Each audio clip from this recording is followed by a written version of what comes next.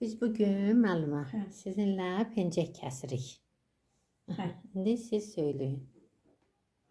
Bax, bu çəkdiyimiz pencəyin ön hissəsidir. Biz burada nə etmişik? Əvvəlcə ön hissədə 6 sm götürmüşük. 6 sm niyə götürmüşük? Yəni bunu 4 də götürərik.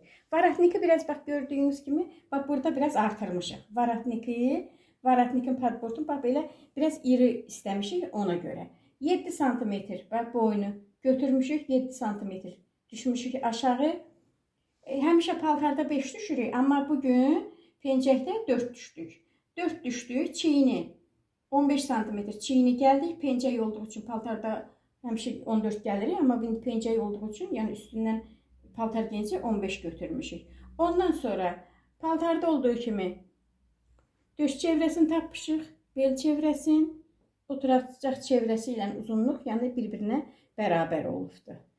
Sonra biz nə eləmişik? Bax, döş vidişkasını qoyduqdan sonra relyefli pencək elədiyimiz üçün döş arası məsafəni tapmışıq. Döş arası məsafə bizdə 24 sm-dir, onu 12 sm götürmüşük. Ancaq relyefi üstündə götürdüyümüz üçün buranı 12 yox, 13 götürmüşük.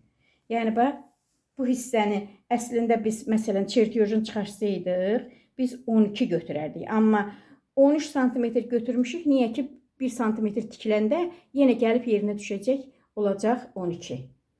Və bu tərəfdən də məsələn 2 sm verməmişik, 4 sm vermişik. Tikiş payını nəzərə almışıq. Çünki burada 2 sm tikiləcəkdir.